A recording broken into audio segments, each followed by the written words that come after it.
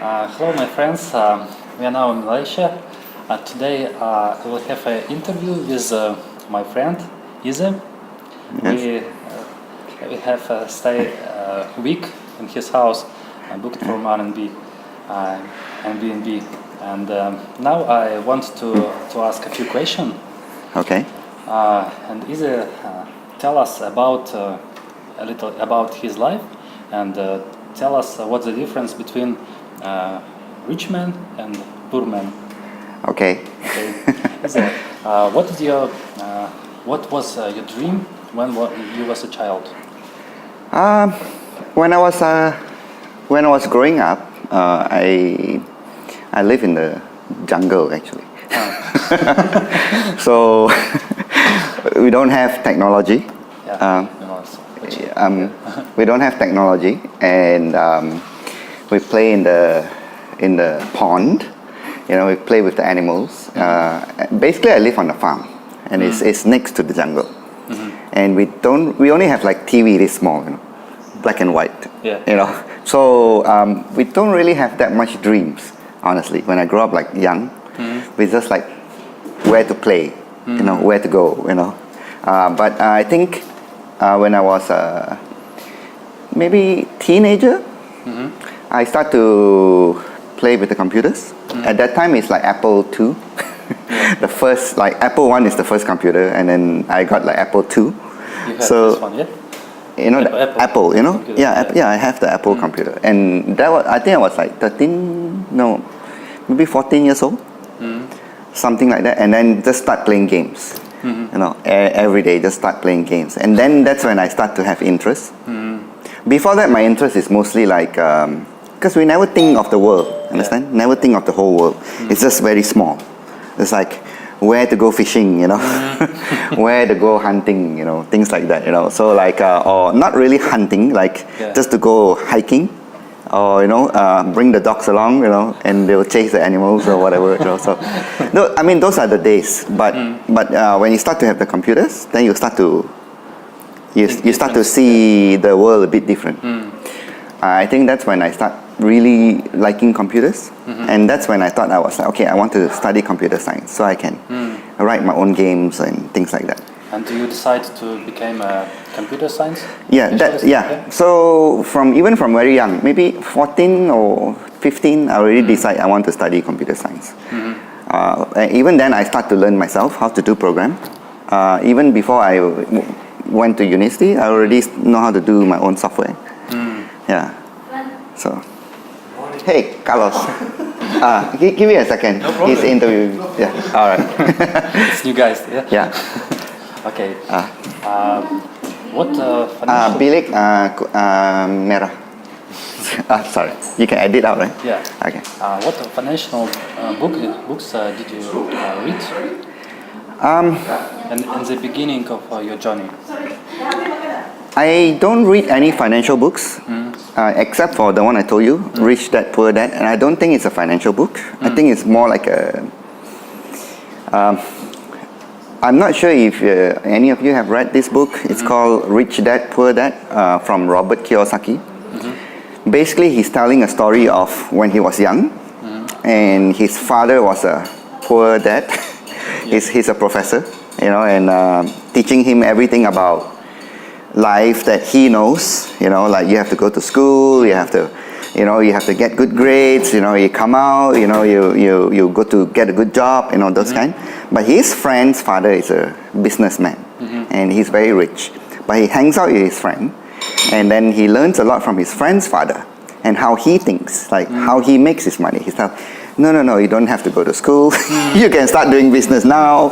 Even if you're a kid, you can start sell lemonade, Start to learn about how the world works instead of just like following through all this.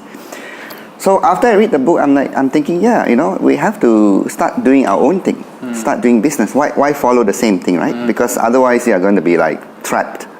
Say you spent, 12 years studying in high school, elementary high school, another 4 to 6 years in university. When you come out, you're like 25.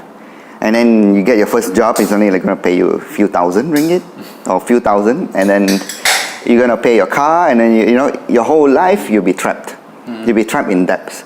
So you have to shortcut that, I think. So that book is good. So it also teach you about assets, the difference between assets and liabilities. So many people think, oh, if I buy a car, that's an asset, but it's actually a liability because every month you have to pay.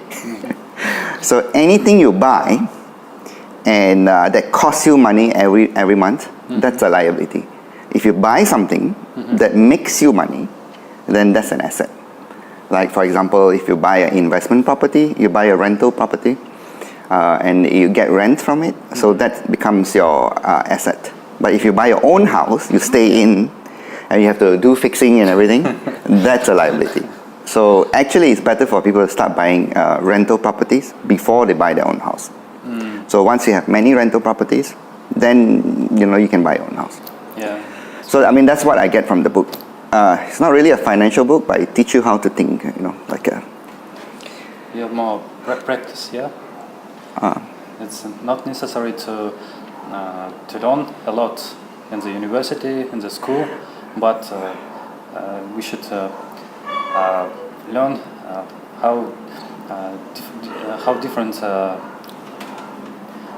things make do. Yeah. The way I feel right now, I mean, I've been to universities, I've been through the whole education system. The way I feel about it is like I haven't learned much from 12 plus 4 years, 16 years of school.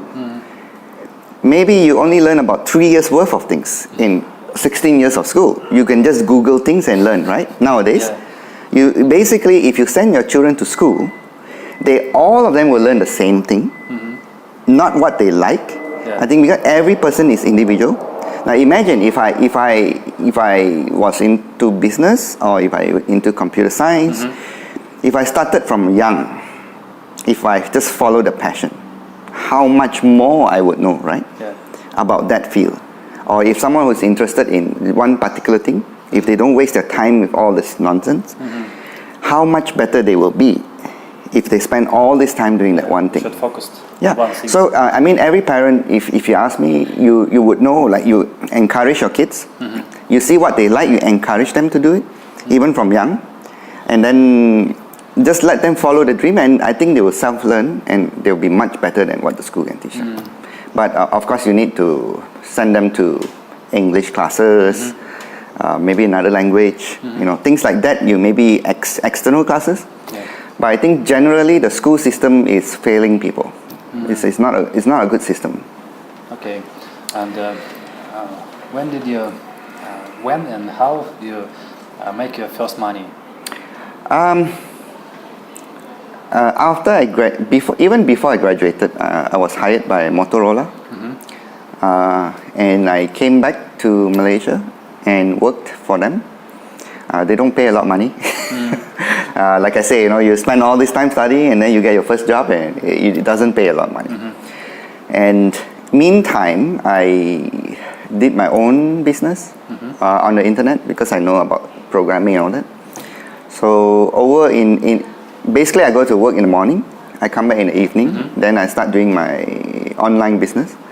I think within 1 year... Free time, yeah? Yeah, on my own free time. I think within 1 year I was making a lot more than what Motorola pays me. So then I quit and went full time into my job. I mean into my own business. It was the right decision, yeah? You think now? Yeah. I mean, as long as people follow their passion, if you follow, like you do what you like, there's no wrong. Even if you're not financially successful, you are satisfied, right? So there's no wrong. Like if I find that nowadays, especially Asian parents, I don't know about Western parents, like Asian parents, they like to force their kids into. If I'm a doctor, my kid must be a doctor. If I'm a lawyer, my kid must be a lawyer. So they force their kids into something that they don't like. So for the rest of their life, they're going to do something they don't like. But if you allow your kids to do what they like, it doesn't matter. They will always be successful in life. I think that's what that's what I believe. Okay. Can you say who was your main teacher in life? Do you have I think assessment? what I learned mostly is from books. I don't think there's any like single person that, you know, like a mentor. I don't really have a single mentor, but I read a lot. I think I probably read more than 3,000 books. And I think from all the books, all the knowledge I get, very diverse knowledge. So I would say the best teacher is the books, you know. Yeah. Start reading, you know, it's like, yeah. And I suppose in all the books I read, the best author also learn the most is from Isaac Asimov. He's a science fiction writer, and he's also the most prolific writer in the world, because I think he's wrote like 400 over books. And he's a professor in chemistry, I think, and he knows all the science. So when he writes his books, it's all based on real science. So you actually learn a lot of things when you read his books. You start You start to see the world, like, because he would create different civilization, different planet. Like they will have different cultures based on the technology. Like this planet, maybe they have a lot of robots to help them do everything. So then they become different types of people. They rely on the robots, you know, or things like that. And then they have another society, you know. He thinks like that, you know. He creates all these different culture in society, in the universe. In the future. In the future, and then you can see, you can start to see how things can be or cannot be, or you know, it's very interesting. Okay. Now you have passive income, yeah? Passive income? Yeah. Yes. Remember the book Robert Kiyosaki, Rich Dad Poor Dad? One of the main thing is he teaches people how to invest in properties. And I think there's nothing, you can't go wrong in properties once you learn about it. Don't just buy property just because you want to buy a property, but you have to maybe spend a few months learning the property market within your area and the pricing and all that.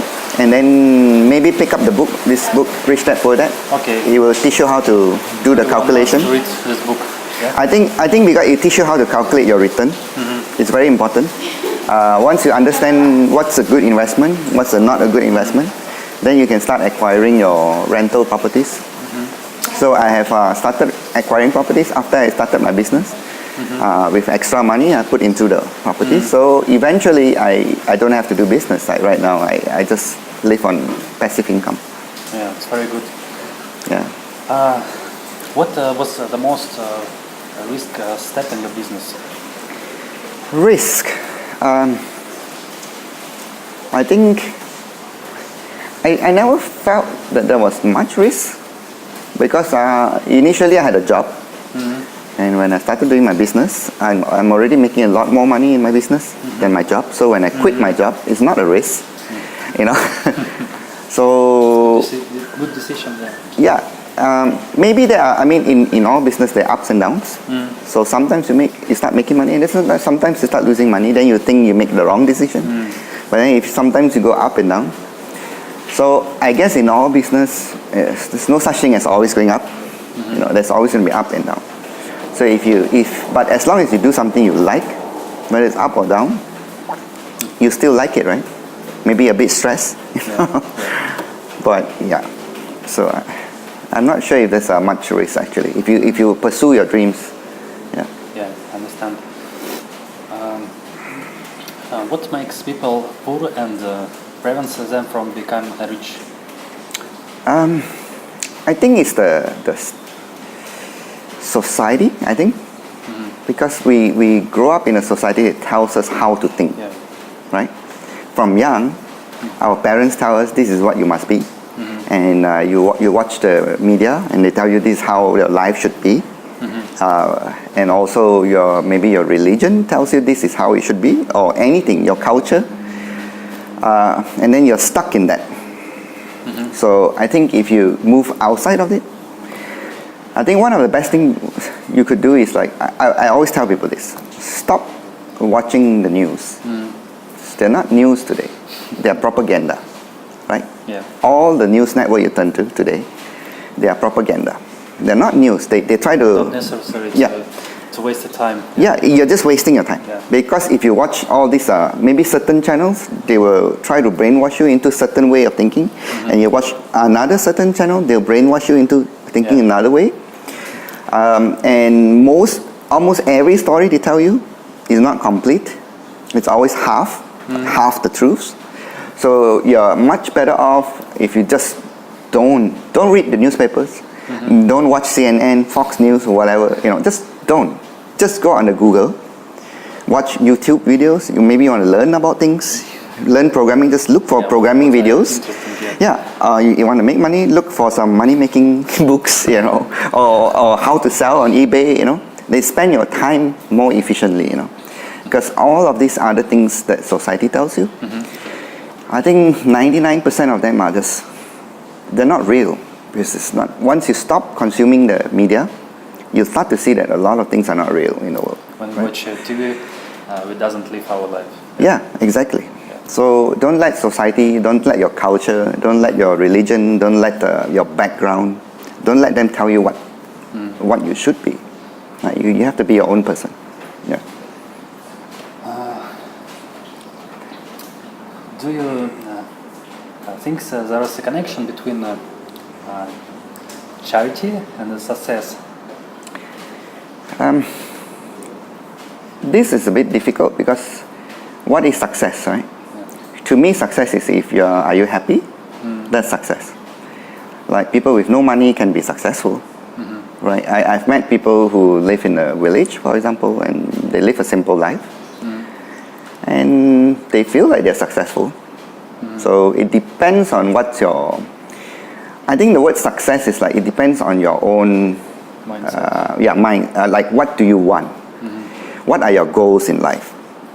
Like maybe I've met someone who okay, my goal in life is to maybe be a scientist, and I want to invent cure, for cancer or something. I want to help the world. So, and scientists aren't very rich, but they spend their time and maybe decades, 20, 30 years. But then when they create the things that they want to create to help people, they feel successful, right? So it depends, and then in my case, one of the goal is to reach financial independence. That means I don't have to actively work anymore. I think that was one of the things I've achieved. I have many hobbies in life, and now I can pursue them. And okay, your other question is about charity. I don't think charity works. I honestly don't think it works. It depends on what you mean by charity. If you mean giving money to people, that's worse than not giving them money. I think that's creating a bad habit. If you look at all this Red Cross, all the big organization that collects money, if you look at their financial return every year, 90% of the money doesn't go to the charity. It goes into their own pocket. Yeah. That goes to the organization, goes to pay for celebrity to make videos, Yeah. So it's not helping people. And let's just randomly take a country. Let's say you go to an African nation, very bad condition. Just bringing rice to them, bringing things to them. How long are you going to do that? It never lasts. Yeah. What it needs to do is okay, maybe they have a drought, they don't have water supply, they cannot plant their food. So you need to have engineers, right? You need to have engineers go there, try to figure out how to get water, like maybe drill wells, or things. You have to solve the problem. You can't just give money, right? You got to go, and over the years I find that most countries are in poverty or in very bad conditions. I would say 99%. They chose it. It's leadership. It's the government. It's corruption. It's the people themselves choose this government. You can't change them. You can't change the mindset. And it's a failed state because that's what they want. So it's the culture. If they never get out of the culture. If you tell them okay, this culture is bad, you got to change it. Then they'll say you're a bigot or racist or something. This is my culture. I want to live that way. So I don't think you can force people to change. and almost you can go down the list of countries. Almost every country that is in very bad state, it's the government and it's the people. You can't blame anyone. Really, you cannot. It's not circumstances. It's not like they have tried their best and it doesn't work. No, it's like they have to, as a society, wake up and say, we don't want this society. We want to have. We don't want to spend our money on things that don't matter, like wars or this and that. We want to spend our money on building schools, building roads, building things that can help our generation. And most of the time, that's why I say like charity doesn't work. If you want to do charity, maybe if you have some extra money, maybe you can help one person, two person, like maybe your own family members. Like someone in help, someone close to you. I think if you can help them with something, help them set up a business, for example, or not give them money, but help them in some ways. Don't give the fish, give Correct, yeah. So that way you can help them understand certain things, like help them invest their money properly, so that they can be, things like that. But I don't think giving people money, it doesn't work. Okay, that's why you built a school in Cambodia. To help. Yeah, I usually don't talk about that. Start to learn. Yeah, but when I was in business, I have some extra money, and there's this program where you can help third world countries like Cambodia. Many people in Cambodia don't have schools because their government is too poor. They don't have money to build schools. So they need people from outside to help. So in that case, yes, I could help. So I helped them build a school in a very remote village. And then after that, they run the school. They can run the school, but they don't have the budget to build the school. So we build the school, and we also build like a well. Like remember I said clean water? Yeah. In most of this country, clean water is a problem. So we dig a well really deep in, they have to put the pipe really, I don't know the engineering of it, but they have to dig into the groundwater, and then they can pump. So then the whole village, the school is not just the school. It's to teach the village kids how to do agriculture, and they have a vegetable garden, so they can all plant vegetables. So after school every day they can take home some vegetable home to eat, So it's not like our school, like it's not like our school. Go there, look at the computer lab, This is like for them to live better, So and imagine if once you have this school, the students, they learn something. Next time when they graduated, high school or something, they learn how to do agriculture, all these things. Then they take home to the village and they teach them. Yeah. And then the next generation will come back, and when they become successful, they will help the village. Exactly. So it goes, it's like a positive, So imagine if people just go give them food. How long are you going to give them food? Yeah. It doesn't work, Yeah, I think the foundation of making the world better is education. And today with the internet, I think everyone can access. But then you need to start. Like in some culture, they don't even have this. Yeah. I think if there's some like Google and Facebook and all these big IT companies, they are doing a lot in the remote areas to make sure they have access to internet, and maybe make cheap device for them, the kids to start learning. So I think this will make a better society. Otherwise, people are trapped, they're trapped in the old way of thinking. They never move forward. So, yeah. Okay, next question, and the last. Okay. I know you are interested in home cinema. Yes. It's your hobby. When do you start interest? Oh, very long. Since 20 years ago.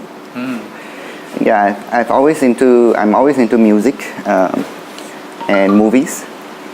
Ever since Star Wars, Star Wars days, in 1977, it's a very old time. So I've always played with audio video. Yeah. So now you're a good specialist in Malaysia. I mean through like I say, through your own hobby, usually you learn more if it's something that you like. I can say that I know more about acoustics than most of the audio video shops. That they train the people, they are technicians to install things. I'm pretty sure I know a lot more than them. because they are just trained to do their job.